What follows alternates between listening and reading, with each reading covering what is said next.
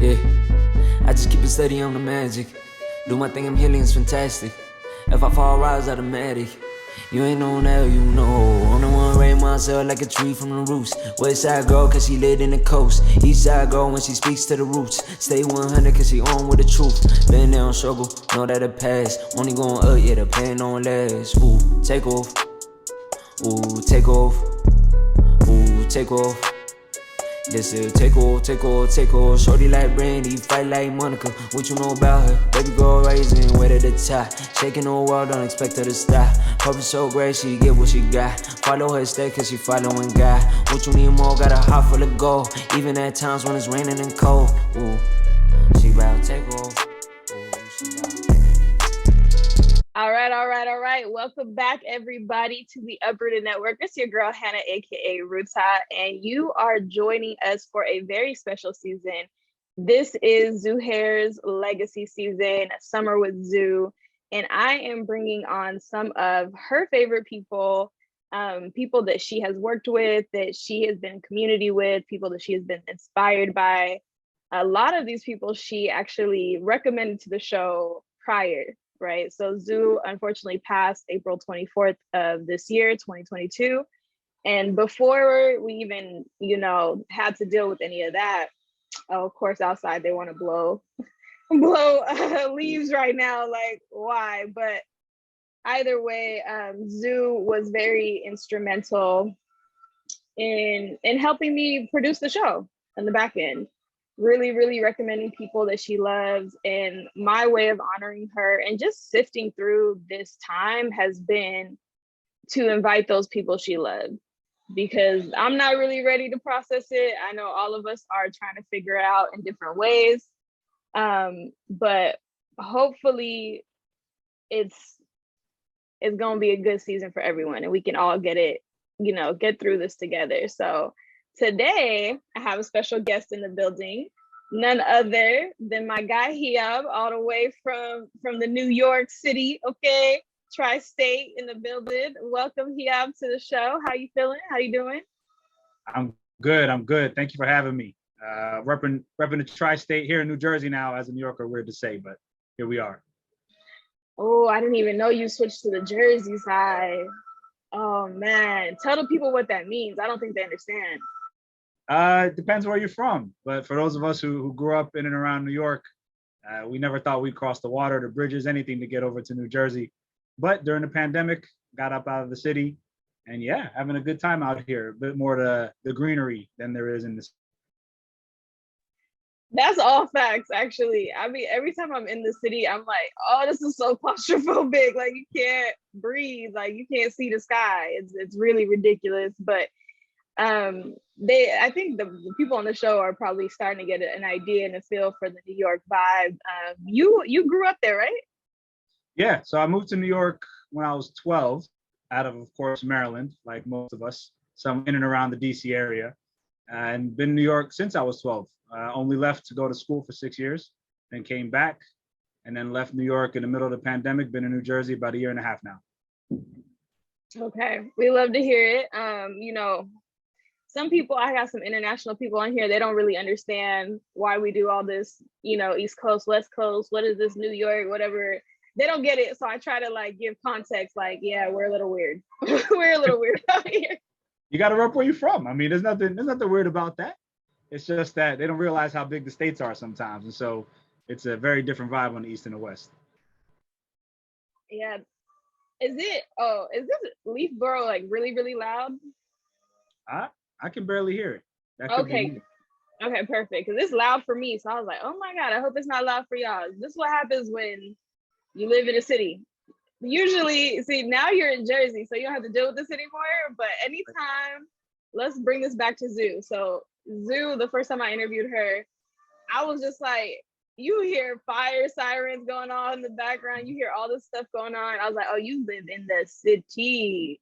Mm-hmm. And y'all really grew up in that. I had Asmadom come on the show as well, and a few people. Can you talk a little bit more about what it was like for you growing up in the city, and a little bit about where does Zoo come in the picture for you? Because you're like an older brother figure, from what I understand, in the community. Yeah. So growing up in New York, so I didn't live in the city for most of my time in New York. I lived outside the city in Westchester County, but the Tegaru community was kind of pan New York, and so whenever there was Lakatit events or whenever there was other kind of gatherings for the community, we'd all be together. And like you said, there's a bit of an age difference between Zuher and I, which she found a way to call out almost every time we got a chance to talk. And Yeah. I didn't connect the dots. You know, early back in the days when I was a bit younger, they were just the little kids running around being little kids. And I knew her dad, and I kind of recognized them in the family, but I didn't put together that one of the little people I was running around is this now amazing, magnificent person whom I'm only reconnected with once the war broke out, right? And so it's the nature of New York to be transient. You know, folks come and go in New York, but then also folks who are in New York, unless you kind of congregate around a place of worship or around kind of familial ties, it's easy to not see each other and not recognize each other for many years. And so it was an epiphany when we started connecting the dots. Isn't it wild? Because I'm now back like in the Bay, and I'm seeing those little kids too, and I'm just like, oh wow, and they remember you, but you don't remember them, Yep. you know. And it's so funny. And I know Zuher used to, she recommended you, but she was also calling you an old man. So It's common. I mean, it's one of those things I've owned, and I let her know about herself too. You know, I would make sure as soon as I dropped something she didn't understand or she wouldn't recognize, I'd ask her to Google it so that we could speak the same language. We exchanged artists, we exchanged songs, we exchanged clothing and apparel concepts because there were things I had never heard of that she had, and vice versa. And so it was fun. And some of the other people you mentioned interviewing, a lot of them too were the younger generation. I'm kind of like that in between. I'm still the youth, but I think I'm pushing the limits now. yeah, I was gonna say that the way that they will carry this word youth until we are like what well into our 50s, and nah, you guys are still kids. Like, Yep. bro, come on, like let us be grown at some point. Let us be grown. So there's been some differing stories, and I want some clarification. Okay. I know Zoo was very instrumental in starting TPN.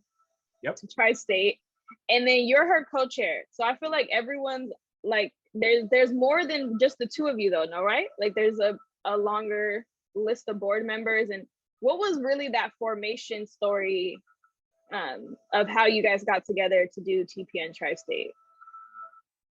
Yeah, so the kind of precursor to TPN Tri-State was a group chat.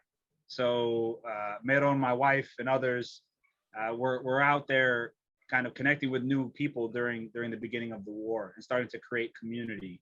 And so we started this really big signal chat. I think it's up to like 80 something people right now, where we just collected folks. We called it Tristate Tegaru, and it was mostly the youth. Because there was, of course, a Viber chat and a WhatsApp chat and another chat for the Fuller community, which was probably dominated by the elders. And on top of the chat, we created weekly get-togethers where we would just kind of hop on Zoom on a Sunday and really vent in the beginning. And then after that, we did some mental health Wednesdays, and we created a kind of sub-community of the youth, unfortunately, through this struggle. And from that, people wanted to institutionalize different things. Okay, we had the chat, we kind of have some weekly things that we're doing, but then there were those who said, hey, we've heard about this TPN thing, which seems really interesting, right? We've heard other chapters that are doing some cool stuff. We've heard about the national organization that's doing some cool things. Why don't we bring some structure and format to some of the things we want to do and see within our community? And so like any millennials, Gen Zs, whatever, we created a Google Doc and created surveys and sent them out and said, who's interested, who wants to run? And long story short, through that, there was a group of us who raised our hands to become the executive members or the board members for TPN Tri-State, Zuher included. There were 6 of us. And we just got it off the ground. So we've been getting off the ground for the last year. But in typical Zuher fashion, Tri-State wasn't big enough. So she said, I'm going to do that. And I'm going to ascend to the co-chair of the national organization with Mike at the helm when Mevrat and Heiyab stepped down. So it was it was kind of organic through our community locally, but then Zuher took it to the next level by doing both. Okay. Because I've been giving her like all the credit. So You should. Okay. I mean, all of us have our names on things, but if you asked anybody who the engine was and still is through her memory, it's Zuher. I mean, it's not a question of who the engine is, who kept us going, who organized us, who inspired us. I mean, at every level. Okay, beautiful. Because that's what I kept doing and saying. And I was like, I know Zuher was running the show because she runs everything. So I was like, but then I want to say though, you've garnered quite the admiration and respect within your community. I don't know if you sense that, if you feel that, if people tell you enough. So going even back to the introduction, we forgot to even mention, like, I got to first see you at the service. Unfortunately, like, I wish it was better circumstances. But even just the way you handled that whole day, I remember, like, I had to keep telling you and Wagata, like, you guys did a really good job. Like, like, I know this is hard. I've been in your position. And I was like, you're doing a really good job. But then also the sentiment that I kept getting from everybody was, yo, no, Heiyab's the guy. Heiyab's the guy. Like, everybody has this like respect for you. I don't know if they stop and tell you, but everyone really does. And I remember telling you, and I was like, I just want you to know, I get it now why Zuher wanted you on the show. Right. She really did look up to you, and she was like, no, he's solid. Like, he's a consistent guy. He shows up, he puts in the work, et cetera, et cetera. And that was like echoed throughout everything that everybody was saying about you that whole weekend. And since then, because it wasn't just Zuher that recommended you, it was a few people that had brought your name up. And I was just like, oh, who is this guy? And I got to meet you, and I was like, oh, I get it. Like, I get it. He really does hold it down. I hope that feels good to hear, but do you have any idea of kind of where that comes from? Are you shocked by like people seeing you that way, or have you always kind of like held that down in the community, like being a leader? Firstly, I do remember when you stopped and told me that at the memorial, and it meant a lot. It resonated, and you didn't know me from a hole in the wall, except from what people told you, and it meant a lot that you took the time to do that. That memorial was a bit of an out-of-body experience. I'm sure not just for myself, for a lot of us, and so it was hard to take the kind of thanks in the moment. Even now, it's kind of hard to receive it, but I will. I know we're all in the vein of giving people their flowers now, so I really do appreciate it. In terms of, have I always been someone who does that kind of thing? Maybe behind closed doors, but not necessarily in front of them. And maybe for the people that I know and care about closely, because I just care about folks and I want to see folks do well. I think what's happened is with what we've been going through with the genocide over the last 600-700 days now, we've kind of all been forced to come out of our shell a bit more than we had before. And for me personally, I did not have to look far for role models in the community. I mean, my father, Ambassador Fassah, he's tireless in what he does. And watching him growing up, you just see it and you kind of constantly understand, okay, this is what selflessness looks like. This is what it looks like to give of yourself without any need for admiration or without any need for compensation, if you will. And then I looked to my uncle Umar, who was the stalwart in the Tri-State community. He's so funny. Funny is the understatement of the century. He's like he's the most youthful elder and the most elderly youth you'll ever meet in your life. And he's always been like that. And he's just been doing it for years. He's been doing it for years. And again, when you see these folks amongst others, my mom and others who just give and do this stuff for the community, not just for their families, but for everyone, you want to make them proud to some degree. But also there's a recognition that they can't just do it alone. A lot of us have to start stepping up. The youth have to start doing more. And so yes. I don't think there was any type of active way for me to do it. It's just, you do what you have to do. Man, no, that's beautiful. I do think it is hard, right? It's hard, like when you're just being yourself. And I say that a lot too. right? Like I say that a lot too. Like people are like, they thank me a lot for the show and for being open and, you know, et cetera, et cetera. And I'm like, y'all, I just turned the camera on and I was doing what I was doing before y'all saw me, you know, like, and so I've had to learn to pause and like really hear what they're saying. And it's like, to us, it's normal, but like so many people choose not to show up, you know? And like, it's very easy to become the bystander, you know what I mean? Or to become frozen, right? Like some people, like the war started and they went frozen, they went numb. They didn't know what to do. And that's a natural response to like a scary situation or whatever. And then there's others of us who act, right? And who just kind of like, I don't know, we have that about us. And I think you answered it, right? You had a role model. So you always have seen people get up and do and move and just naturally move that way. So I think it's a beautiful ode to our elders too. Like they definitely did their job. And through circumstances that we'll never understand, right? And like circumstances, thankfully, that we'll never understand, you know, like they did that. They put the team on their back, literally, and like been carrying the community. And so you've been able to grow up with it, especially because you're in the older bracket of the youth. So like we're like, technically I am too in my community, but it's so funny to think of it that way, where I'm like, yo, y'all, like I'm a whole adult, but it's okay. It is okay. It is. I be trying to tell people all the time, adulting is ghetto. It is ghetto. And actually me and Zoo agreed on this a lot. As productive as we are, right? As much as we all do, do you have this mentality too? We're like, bro, this is like, it's outside. The outside is ghetto. This whole adulting thing, this whole concept of whatever. Oof. It ebbs and flows. You do what you have to do what you want to do, right? And so you gotta find that balance. And you know, it's not something you can find easily. It's not something that you find and it stays at the same level either, right? Depending on you know, the season, depending on the chapter of your life, adulting looks different, you know, and stepping up to the plate, like you said, some folks do it, some folks don't, or they kind of go between both camps depending on how they feel. And that's okay too. I mean, creating a platform like this in our community, things like this just haven't been done before. You know, it's not something that I think we do intrinsically or culturally, whether that be vulnerable or give people their flowers while they're here, or even talk about, you know, mortality and other things in a way that's important for institutional legacy building, et cetera.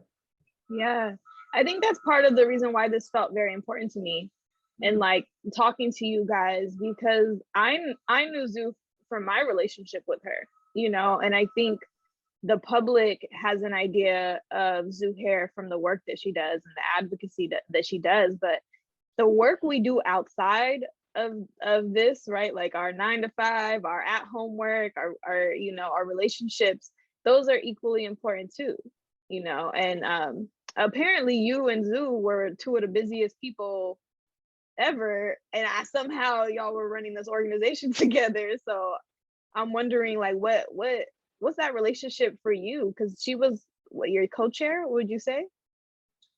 Within TPN Tri-State, we were all the 6 of us kind of operated equally. Now we had different roles and responsibilities, what have you, but in terms of, because we're just getting off the ground, whenever we had to do something, we all worked on it together, whether that be planning the mental health event, whether that be planning some of the other things, our networking mixer.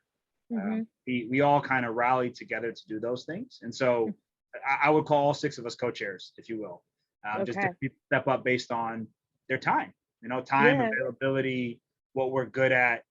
And now as we're kind of growing the chapter, we're trying to find ways to do that. So I think to answer your question on the relationship and finding the time,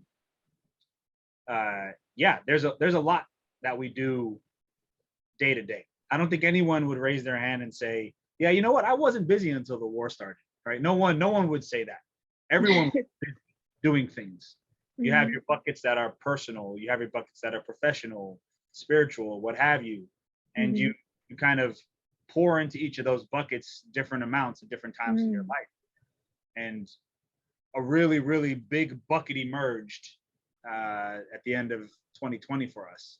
And so, you know, you had to find ways to take from other buckets and pour into that. And it's not easy, right? There's a lot going on a personal front. Around that time, I was getting married, and then we had a kid the next year. So there was a lot happening. Just like there was always a lot happening. But you make the time for the things that matter to you, and you engage the people who are around you, who support you, whether that be your partner, significant other, or your family, your friends.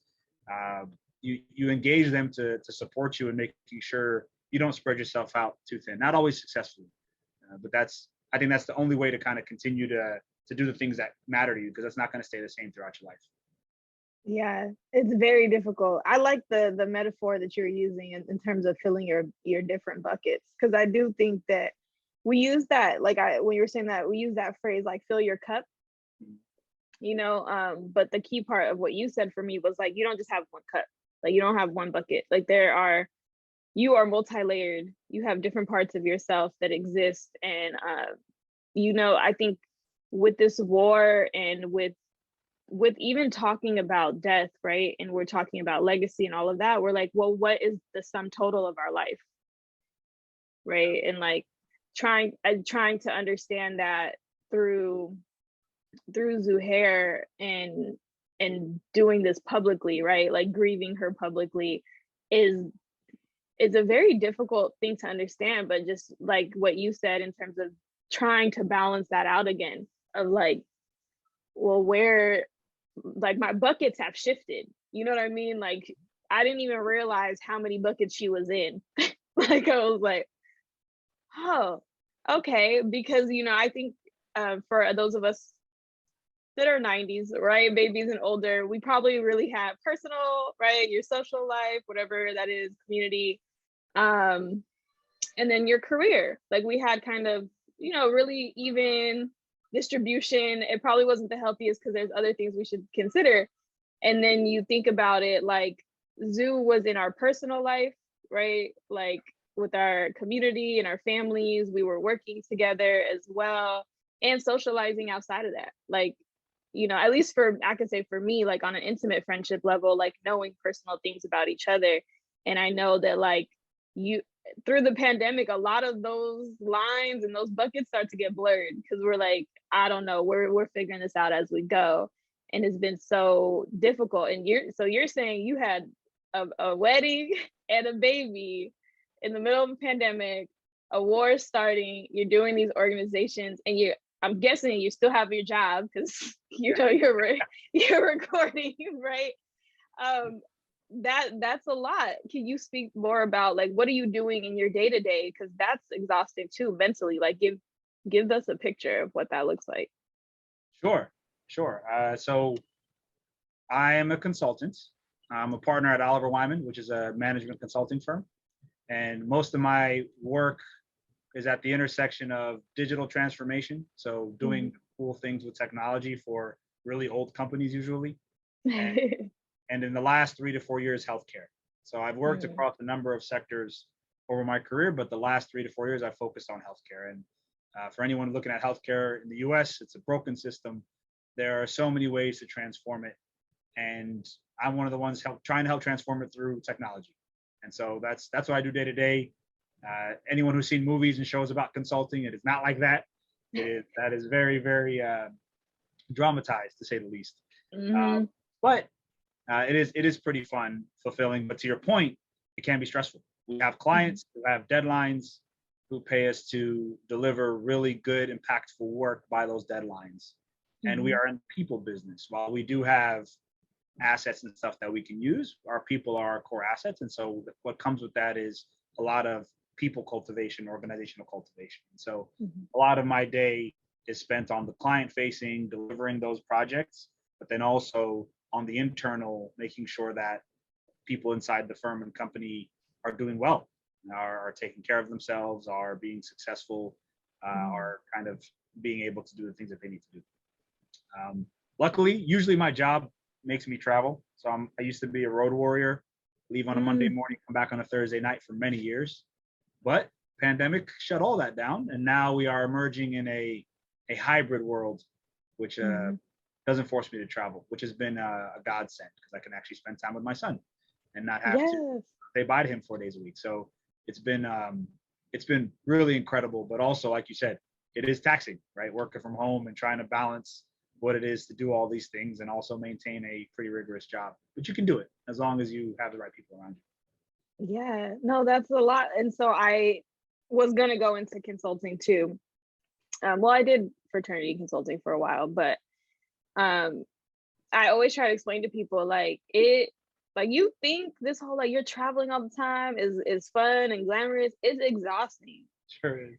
It's so exhausting. You are like in and out of airports all day long, in and out of meetings. You're literally moving from place to place. Like it is really dragging, and then it's really hard to maintain your health. Like you got to be like mad disciplined if you're gonna meal prep or do any of those things. Like make that happen. It is like a lot. Otherwise, you're eating what you get on the road, and it takes a toll. It takes a big toll. So that is if you're fasting. If you try to fast while you're on the road, until you get good at it, the things that you can eat become very limited. Yeah. Oh my God. I remember before the war, before all of this started, before I started Uprooted, I started taking my health very seriously. And I did this elimination diet, but I also decided to start driving DoorDash. Wow, that's an interesting combination. Bro, what I tell you, my discipline is on A1 when it comes to food. Like, I literally, if I decide like I'm not doing it, I'm not doing it. Because imagine like, you know how everyone's like, oh, I wonder if like the delivery people eat my food or like judge it or whatever. I never had that problem because I couldn't eat it anyways. Okay. You know? But I would just smell it like, ooh, but like a fry would be so good. But I was like, I literally can't do it. Like I literally can't because I was like, I'm not starting this 30 days over again. So it is a mental discipline, but it is exhausting. And I think like the things we have to balance as adults always cracks me up. So I'm always like curious, like with consulting and stuff. And it makes so much sense. Like as I continue to talk to you, it makes so much sense why Zuher would have recommended you, right?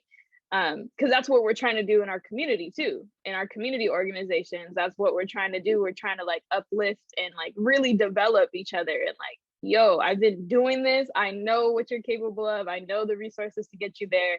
Like, yo, listen to me. Like, please. Like, we just be trying to get people like, please listen to me. We just trying to make your life better.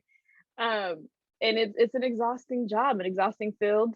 And it makes sense why you're like so hard. So, like everyone's like, how'd you get Heiyab to like sit down for an interview? I was like, I just sent it. I don't know.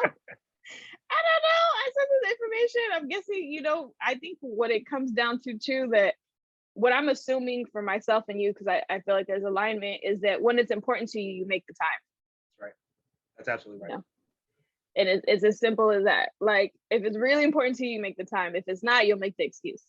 Exactly. Spot on. And overarching all of this is Zuher, right? Zuher was the epitome of that.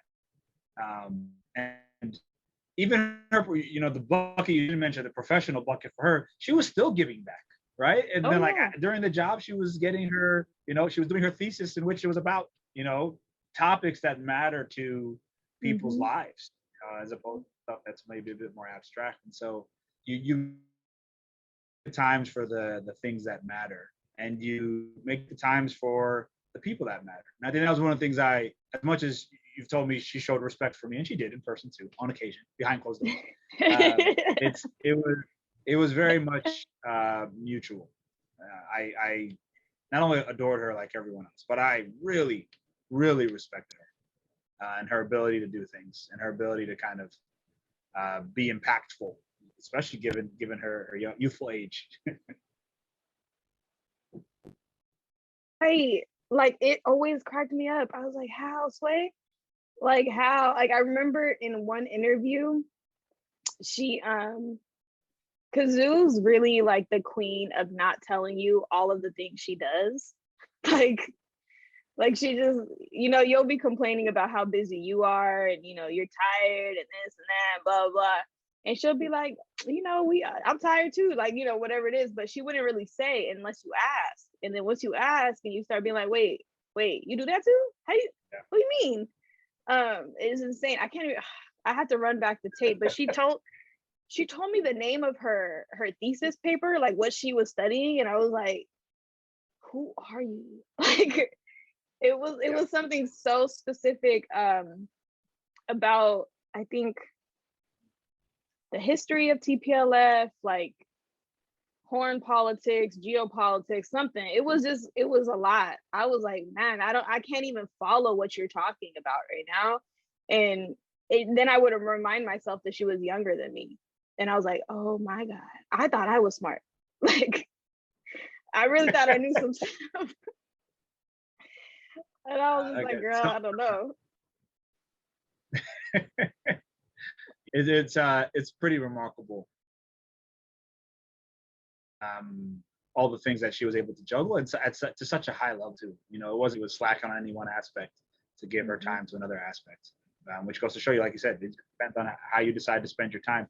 And it was also the grace and humility with which she did it. Right? I didn't see Zuher pound her chest once. I mean, she was always respectfully, you know, top of the class, right? Top of the food chain. And we knew that, but she never had to say it. She never had to kind of tell everyone. She just, you know, showed it through her actions. But then it was always about how she made you feel too, you know? I think it was Maya Angelou. People may not always remember what you say, how you make them feel. And that's true when it comes to her. You know, it was on top of all the tangible impact. There was all this kind of qualitative, intangible things that she kind of made you feel and instilled. And even during the memorial, you heard so many people talk about how she made them feel, not about what she did, even though we know the list of things she did was like a mile long. Oh, absolutely. You know what I think it boils down to, because I've been trying to say, like I instantly connected with her. Like I just was like, I get you. And I think what people try to articulate but fail to is that we make them feel seen. Like, and it's very intentional. You know what I mean? Like I say that all the time. I was like, I didn't feel seen, so I made sure that I had a space where I felt seen, and I just extended that to everybody else. You know, and Zoo's like that in action, like what you're saying. Like you literally watch it in action all the time, and I was like, okay, like got it. You know, and she could buck up if she needed to. You know what I mean? Absolutely. Don't get it twisted. She'll tell you she's a barb. Okay. Of course. She'll be like, listen, and if anyone who understands what that means, like it means that she knows who she is and she's confident in that. And it was very, very, like, I don't know, it was admirable. It's definitely, like, as someone older, you kind of always look at the youth and you're like, man, I hope they get it. You know, like I think we always do, right? Every generation rags on the next one, like, yeah, y'all don't know what you're doing, whatever, you know. And there's people that you meet that give you hope, that you're like, okay, we're not gonna completely fail, like as humans. Like, you know, like Zoo was one of those, like, all right, we're good, we're not gonna completely fail. You know, there's some strong people coming in behind us that will blow us out of the water. And it you know, if anything, it kind of lights a fire under you, because you get tired. Like life definitely makes you tired. Like I know you're tired. How much sleep are you getting?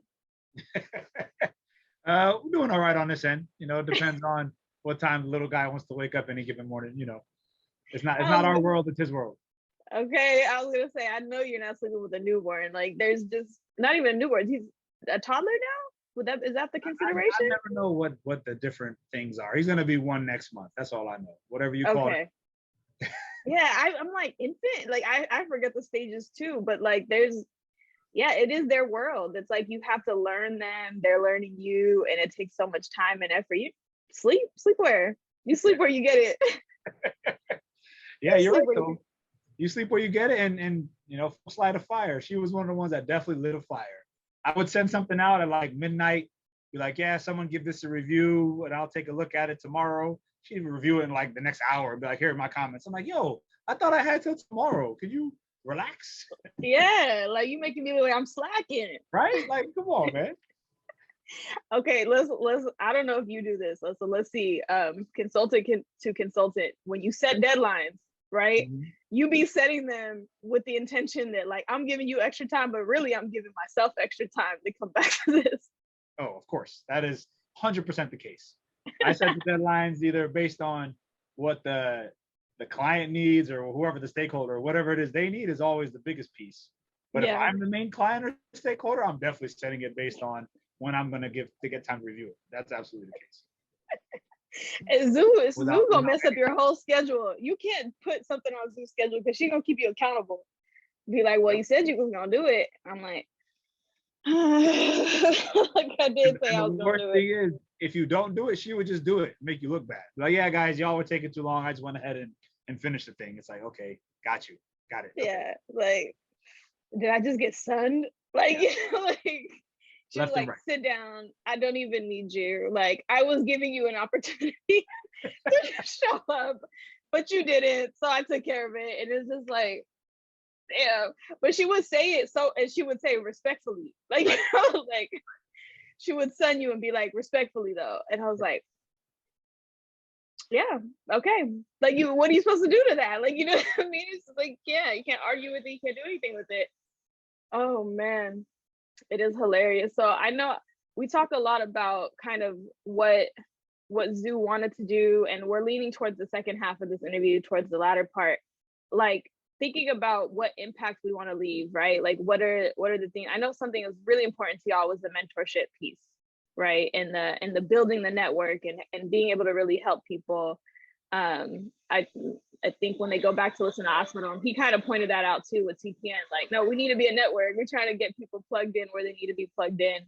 What would you say, like from your time with her, and even for yourself, like, you know, what were those goals that you guys had that you guys wanted to work on, and, you know, speak some of those out loud so we can try to manifest them? Sure. From a mentorship perspective, I think what's kind of not necessarily unique to Tri-State, but is something that's really important to overcome. Is what I mentioned earlier, is the transient nature of Tri-State, meaning a lot of people come to New York and don't stay necessarily. And so to create relationships, you need FaceTime. You know, we could do a lot of stuff off Zoom, and we did. We created pretty beautiful relationships and community off of Zoom because of what we had to do, because of what we were going through. But personally, I think for that to continue, you have to have in-person time. You have to have common goals or aspirations, or something I can learn from you and you can learn from me. And so what we're trying to do in New York is create something that can sustain and endure the transient nature of the majority of people in New York, right? Like, we can't create it for just the folks who are lifers. You have to create something that can bring people together and have them share common aspirations, goals, jobs that they've done or want to do, etc. But then create it in an organic way that they actually stay connected. And so we've focused, and are focusing, this is very much happening in work in progress, on just creating that first organic connection with team people as humans, right? Like, how do you actually start to care for someone else who you didn't know before? Not just see them on Zoom, see them at a mixer, give them a hug and say bye-bye, but actually get to know them. Who is their family? Who are the people they care about in their lives? Yes, what do they do, or what do they study? What is their aspirations? Those are the things that we are trying to start to cultivate, because the Tri-State community has existed, but it hasn't been kind of organized and documented, if you will, in a way that allows us to create those networks. And so creating organic relationships is one of the things that we're really focused on, starting from kind of first principles for mostly the youth. The elders have it, but they have it in pockets. And then secondly, I touched on it before, the documentation of it all, because we are not good at written history when it comes to the diaspora. You know, there's a lot of part, you know, reinvention of the wheel. There's a lot of, like you said, you don't have to go through that. I went through it. Let me help you understand what to do differently. We do it a little bit in our family structures, but I think through a combination of pride, combination of that and lack of vulnerability to ask questions, our community often does not tap into each other as resources the way some of these other communities do, that allows them to get the leg up. And so we're trying to combat that by starting to create a database of sorts, right? That just says who is here, who are the people in the tri-state? What do they want to be doing? What are the different age groups? What are the different geographies, zip codes that people live in? And let's just paint a picture of that first. And so Yeah. as we create events and, events begin and end, how do we take those events and the relationships you made and kind of put them into this platform that allows those people to stay connected, right? That we have an enduring asset like a database or an enduring thing like a mentorship program, that even if the six of us, the five of us stop serving as officers, when we stop serving as officers, those kinds of programs keep going because they're just kind of self-energizing. So I think those are the two things I think about when it comes to mentorship, to make sure that what we do here lasts and is actually impactful to a community that doesn't necessarily stay together for as long as other communities do. That's, yeah. Your consultant side came out. Like, Yep. I was like, I yep. was about to create a framework on my whiteboard for you. Yeah, be like, draw this it is all how out. you draw it. Yeah, because I do that too. I'm like, this is what it looks like structurally. So you got a circle here, and you try to like pull it together, because it really is like, community building is like puzzle doing, like, putting a puzzle together, what pieces fit together, like, and you have to see what the image is. How you gonna put the puzzle together if you don't know what the picture is? Yeah. Right. Yep. And that's like the first part of problem solving. I hope y'all took that gem. Like, literally, you cannot solve the problem if you don't know what the problem is. Like, what predates that, right? And I think that's where Zoo fit in, and that she really understood was that she was doing so much research. So she really understood politically, economically, all of those ways, like how we got to this place, but like practically also she knew how we survived it too, right? Like being invested in the community every day. And that girl is a beast with Google. Like, she, every time I thought I was good. I'm not. Right. I thought I was good. Nope. She's so quick. Yeah. We'd always be like doing stuff like, Zoo, make the survey real quick. Can you do a poll real quick? Like, she's just on it. Like, as soon as you're talking about it, she would just be like, ready. Yep, the link is up. And it's just, she would be, you know what it reminds me of? Do you watch those old like cop shows? Which one? And there's always, I don't know, SVU not so much, but like SWAT, or there's like, they always have like the computer nerd in the background. Yo, it's so funny. You're so funny you say that, because I remember on one of the calls, I asked her, like, here, be honest with us. How many monitors do you have at home? Right? Because it can't just be one or two like the rest of us, right? You have to have like 4, because she'll be on 2 conference calls, editing 3 Google Docs, right? On another thing on Slack, responding to things. I'm like, how? You can't do that off of one screen. Like, there's no way you could do that. So yes, I know exactly what you mean. She definitely had the different screens with the numbers going down everywhere, for sure. Yeah, I was like, sis, and all of us have been talking about it. Like, it's the most magical thing. And you're just like, there's no way your brain moves that fast. Like, how? Because that would make me exhausted. And I'm pretty sure, like, I mean, she would tell you she's tired for sure. But I was just like, I can't even do, I could barely get my brain to look at the 2 screens right here. You know what I mean? Like, I'll be like, all right, hold on. There's too many tabs. Like, I gotta move all these things around. And I would just like, yo, like, I think one time she was on Zoom for whatever reason, and she like turned the camera so we saw the whole setup, and we're like, wow, okay. And she had 2 different keyboards. She had the hard one, like, Yo, it's crazy, man. I just don't get it. Like, the part that I've seen people who can move quickly, right? I've seen people who can take a task and complete a task, right? Whether they be developers, programmers, just folks who are good with Excel, these wizards. But what I saw from Zoo that was special was she was thoughtful.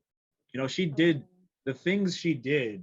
She didn't just slap it together and be like, here's a thing. Sometimes we'd be like, just put something together. She would do that. But most times it was thoughtful. Like, oh, Zoo, why did you put this question before that? Or why? Oh, here's why. And she had an answer, which, the combination of the speed and efficiency that she would do things, and the thoughtfulness and the brilliance she kind of infused, that combo, I've never seen. It was really incredible to watch. And I think not to make things sad, but someone made the comment either at the memorial or maybe it was in some other setting that maybe she knew, knew consciously, subconsciously that she had to squeeze out as much impact as she could in her young life, right? And that's why she was able to infuse so much thoughtful and brilliance and speed into everything she did. Because I can't think of anything else that makes sense, right? In terms of the impact in her 24 short years,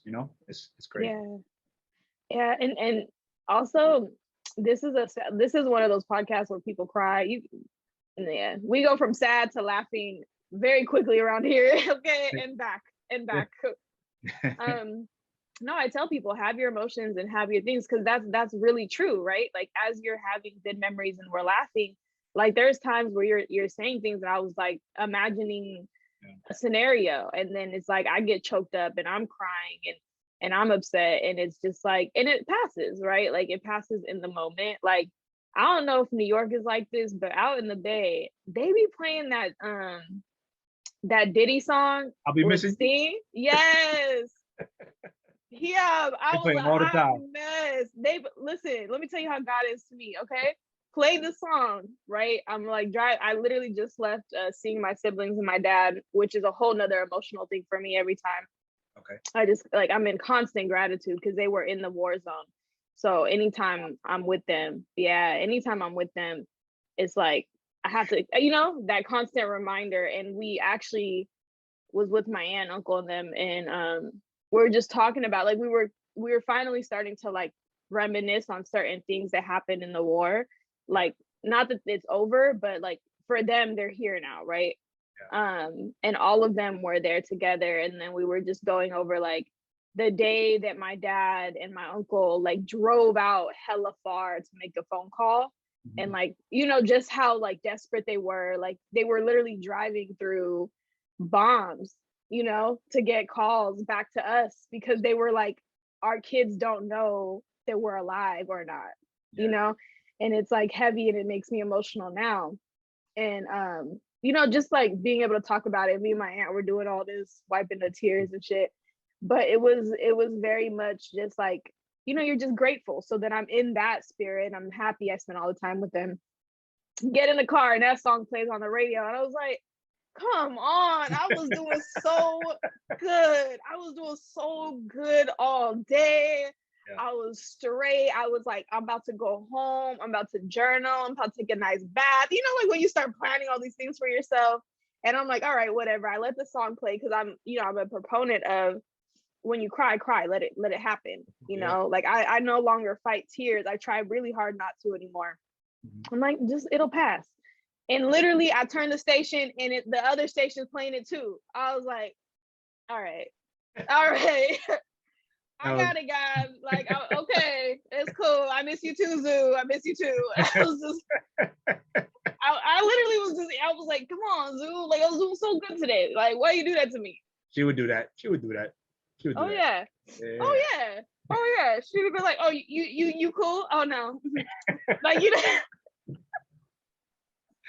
Oh my goodness. I'm telling you, I always think of that, and I crack up. So you'll be laughing and crying at the same time, because you also know the Zoo would have like been like hee, like like that's the part. Like, you can't. It's two sides to the same coin with her, man. Like, it was. Whenever I sit and reminisce about, like, again, how she makes you feel, right? It's something you just shake your head, like, she would give me a hard time about this. And you kind of smile to yourself, and you get sad because, the reason she'd give you a hard time is because, she wanted it to be perfect, and she wanted it to be impactful.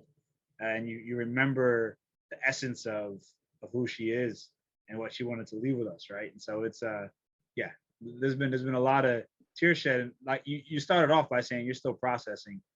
I am definitely still processing. There's still a lot more tears to be shed.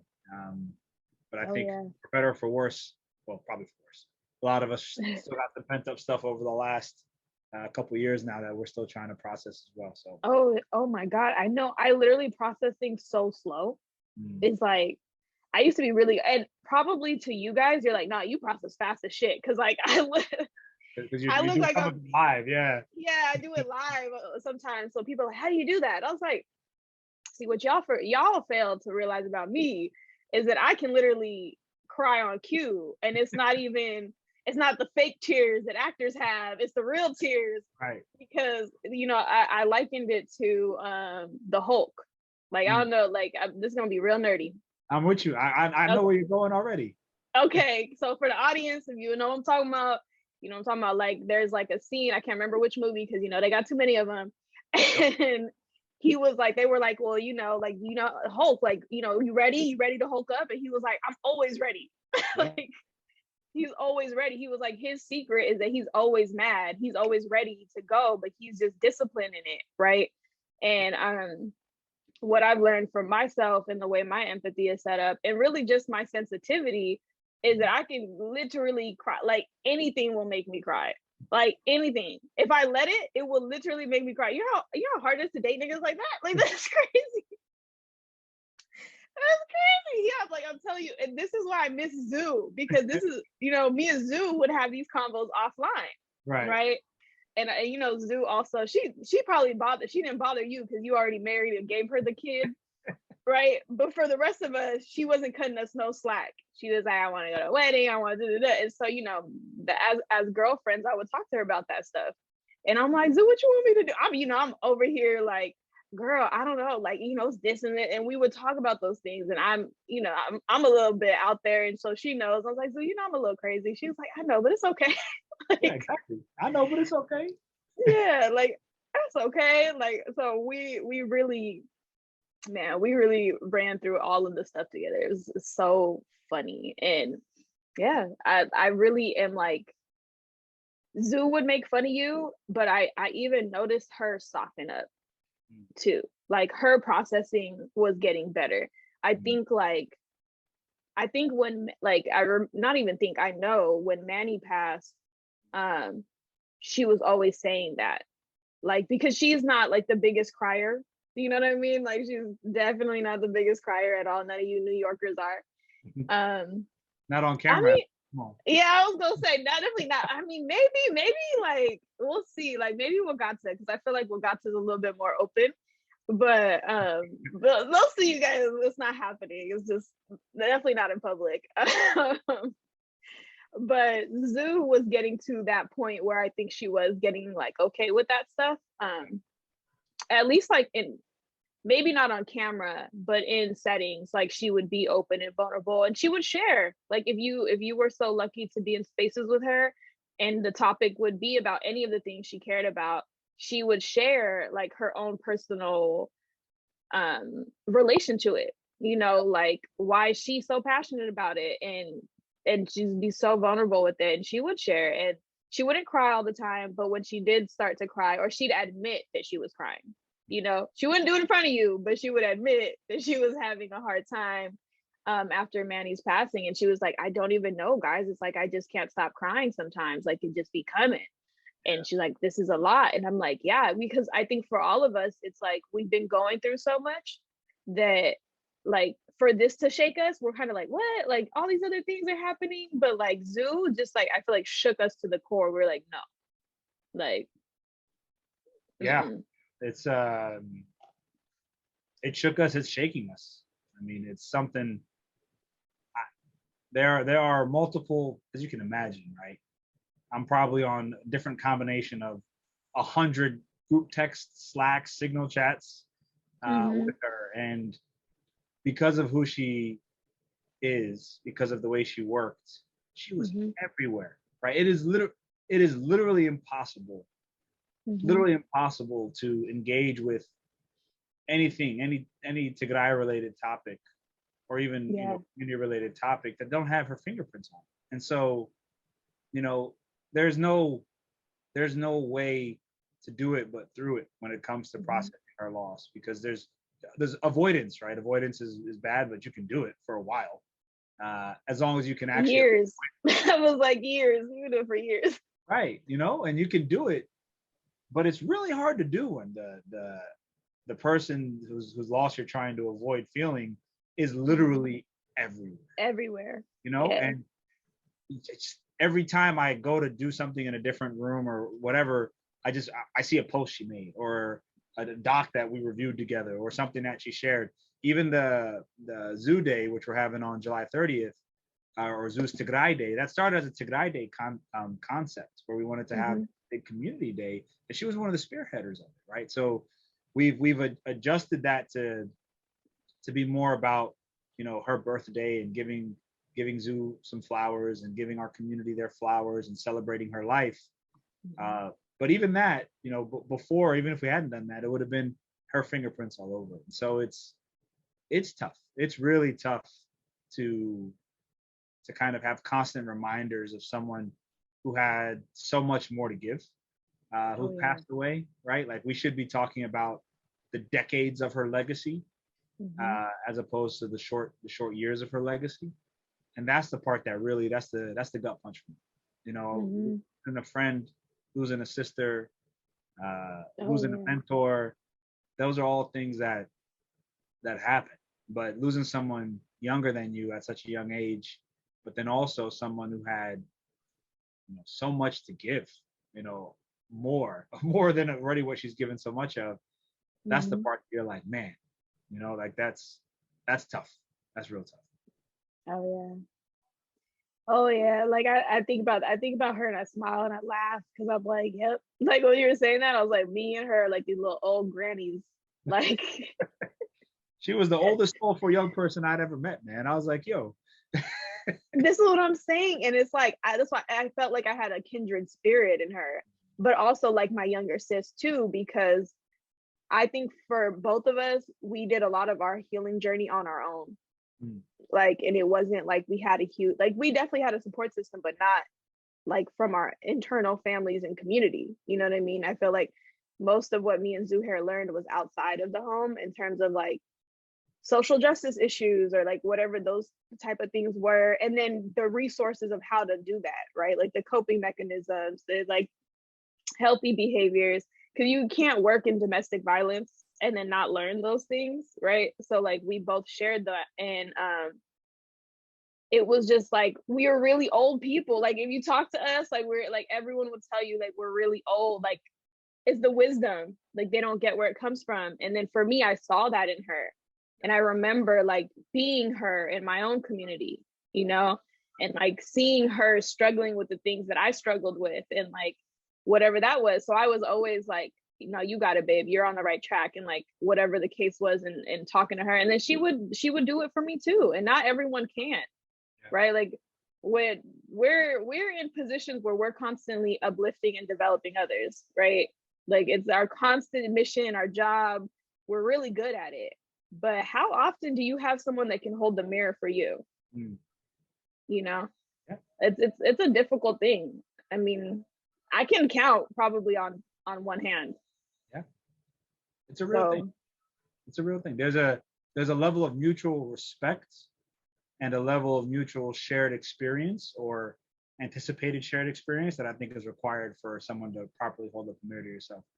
And so that the list of people who can do that is usually pretty small, especially depending on you. Because it takes a special touch. Like, okay, well, let's take the people through this example of giving someone criticism. I know that's not your favorite part of the job. I know. It's the part I hate. When you have to give feedback, when you have to criticize, when you have to, you know, even let people go, right? Or put them in a different position. It's one of the most awkward and uncomfortable things ever, right? It's like you don't want to hurt people. You don't want to bring them down. Like it's not a good feeling, right? That's why we get paid more, because we have to do the trash things. But I felt like with Zu, she really handled that well. Like I feel like not only could she take criticism, but she was very kind in how she delivered it. You know what I mean? Like she might vent and do all that shit with us on the back end or whatever, and she'll roast you. She'll do all those things, but you would never, like she would never like fix her nothing. Like she would never, like I don't know how she did it, because the rest of us were like, hell nah. Like yeah, I don't know how she did it either, man. She would be on calls, just straight face, giving the criticism, giving the feedback, in ways that is perceptive and constructive. But then behind closed doors, you're like, yo, do you really think, is that how you feel? Like, no, like this is awful. Or, this other thing, like, why would you do it that way?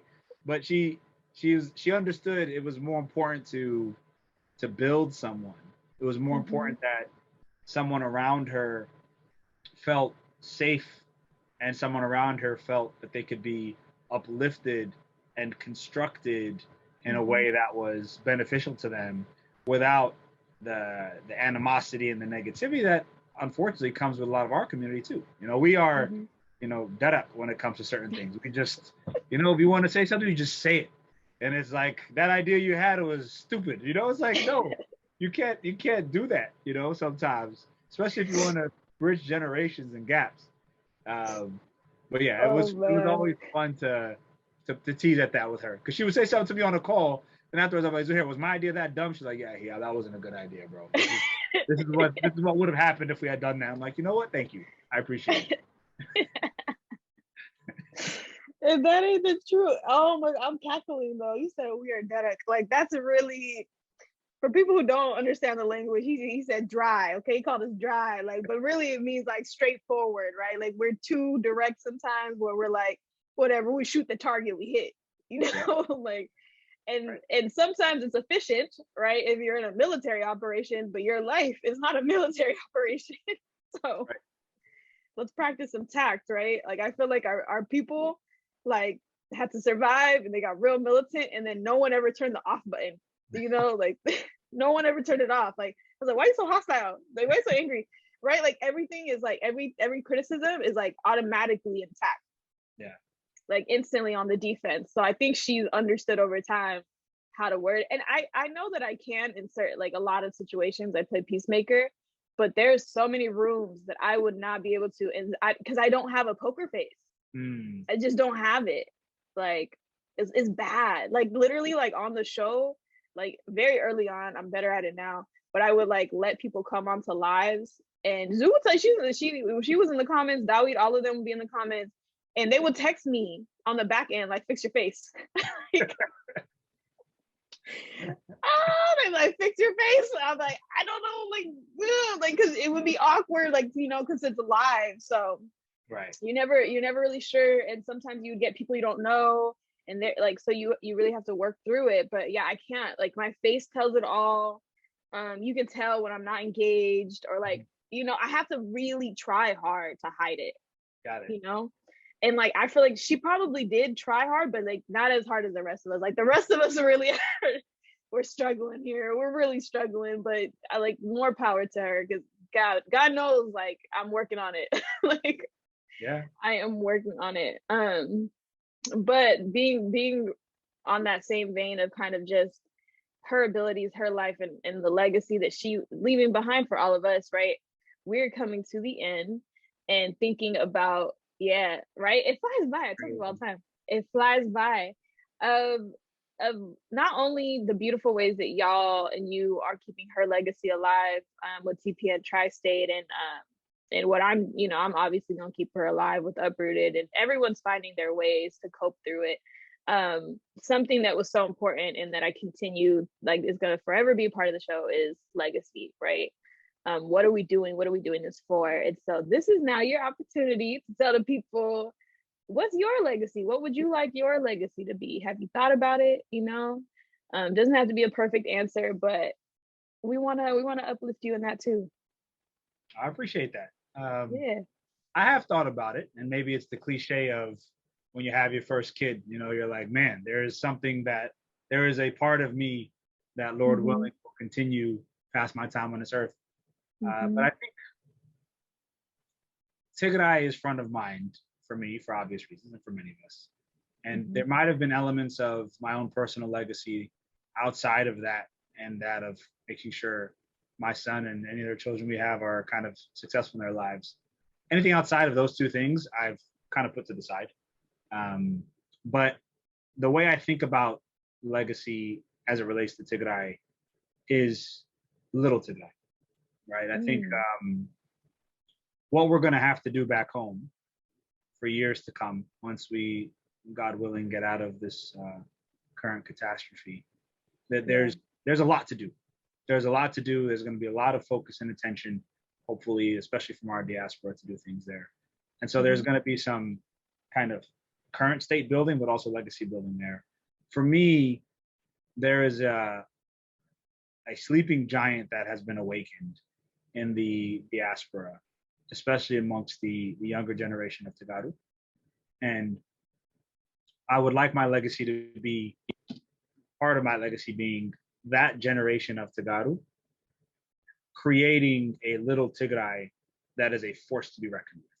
Now, we've seen what that can mean from kind of para-diplomacy. We've seen what that can mean through advocacy, right? We've gotten some tastes of it over the last 600-700 days. But what we haven't seen is how we do that with institutional wealth. We haven't seen how we do that with ensuring that we have communities that actually take care of each other top to bottom because of information sharing, because of mentorship, because of kind of looking out for one another, not just when things go bad or when things go good, but all the time. And so for me, and a lot of that you'll hear in our prior conversation on TPN, for me, a lot of that is about building human infrastructure around the things that will make sure our community is super successful moving forward. So all the things around mentorship, financial knowledge, wealth, kind of mental health and wealth, all those things are elements that I think is important. And for me, I want to create something in the Tri-State, at least, that endures for years to come and is saying, okay, 30, 40, 50, 60, 100 years from now, there is a Tri-State Tegaru community that is a model for Little Tigray, that is taking care of Big Tigray and taking care of each other here. Because I think that second part, we often forget about it. We don't take care of one another enough. Yeah, that's beautiful. That's really beautiful. And yeah, that it was very clear to me when you said that, like, why Zoo wanted you on the show, and why she like was uplifting you, because it's very much what she wanted to do and what she was doing, right? Like, there's a reason why she was championing like these events here, like these community building events, not just protests, right? Because she would lead the protests, but she would always want to build the community too. And so I see so much alignment in that. And I always get emotional when I do the affirmation, but this one just felt even heavier because I lately have been feeling like, since this is Zoo's season, it's really Zoo talking to y'all through me. But one, you're definitely going to complete it. Like, and that I always say, and I like, it brings me so much joy that I get to say it with like certainty, because the structure's already here. The seeds have already been planted, to the point where my little cousin that I moved back was like, can you start the San Jose one? So y'all are already, you know what I'm saying? Those seeds are already planting, and the younger kids are seeing it and they're invested too.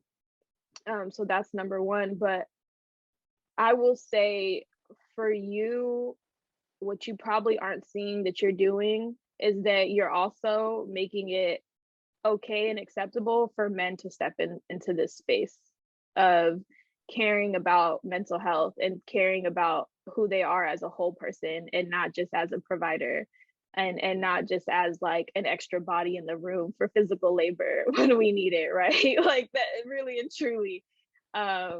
Like so when I started Black Men Speak Sundays, there was a point where I wanted to stop doing the segment because men wouldn't come on the show, right? And that's why why you were brought up in the first place, because I was looking for more guys. And she was like, you have to have Heiyab, you have to have this person, because it was so important that other men saw this, that like other men saw that like you do get to show up whole too. And we do care about you more than just like one part of you and one aspect. So when you're talking about mental health and just like Little Tigray and the idea that like we're important here too, like we matter here too, like that is so refreshing to hear. And so that's what I'm saying, I'm affirming it now, that those seeds have already been planted, and just your presence here and like you speaking to these things and like them getting to see another man in this position is going to do more than you know. It's going to get a lot of the other guys to step up, and not step up because like they can't, right? But because they haven't had room to, and they might not have been able to see what it looks like. right? They might not have had the role models that you've had. They haven't seen the men stand up and carry themselves the way that you're carrying yourself. And it's beautiful to see. I always get emotional when I see the men do it because there's so few of you, right? Like there's so few of you, and the ones that do, like, y'all don't ever get flowers. Y'all don't ever get flowers. You don't always get the pat on the back. You kind of do so much work and you never really get recognized. So I want to take that time. Like I really do it all the time, but I really want to take the time to hope, just that you're hearing this. Like you really are already doing what you said you're doing. You have a son that's get to watch that and grow up under it. So you don't even know what's going to come from that. Like, you know what I mean? That's going to be amazing to see. But really and truly, like I'm very humbled. I'm very honored. And I'm so proud of just the way that you show up as a person. And it might sound weird because I don't know you well, but I can tell just the way you talk and the way that like everyone speaks about you that it's true. So I hope that you hear that. I hope that you're receiving it. I know it's kind of a lot. Thank you. All I'm going to say is thank you. I really appreciate your not only your words but your forthrightness in all this. You're putting names to feelings, and you're putting a lot of your own vulnerability out there through the affirmation, and I do appreciate it. I really do. Thank you for creating the space. Thank you for inviting me to the space. Thank you for the spirit of Zoo for having us come together. Who knows if we'd ever met otherwise, right? So it's incredible. Right. Oh, absolutely. I've been saying that. I was like, whether Zoo's here with us or not, she's gonna be connecting us for the rest of her life, right? Yeah. Like our lives, all of us. And even saying that the rest of her life, I was like, the rest of her life is long because it's based off our memory of her. And as long as we continue to uplift her, she gonna outlive us all, really. Yeah, she's still the engine. She has never stopped being the engine. Nothing at all. It's like every time you want to quit, you be like, Zoo wouldn't let me, So she's here, and it is beautiful. So I'm glad. I'm excited to continue building this relationship and supporting TPN and Tri-State, because like I made that promise to Zoo. Like I'm gonna really look out for her people. This is just the beginning of that, and I'm really like so like impressed with just how you guys are showing up, like really and truly, and just constantly sending y'all love and light. Really, like every day I'm like just sending them love and light. It's not easy to be from that city. It's not easy to just be in that area and to hold the weight that y'all are carrying, and to do it with such grace. Like I don't know if you even see your own grace in how y'all are handling it, but it is beautiful to see. It is so respectful, and it's exactly what she would have expected from y'all. So just know you.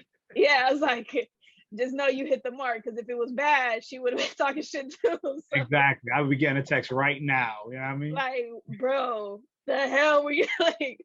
She would have not been cool with that. So with that said, thank you everybody for joining us on this episode. Again, this is Zuher's special season. You are watching the Uprooted Network. Thank you so much, Heiyab, for your time. And yeah, we'll see y'all next week. Thank you.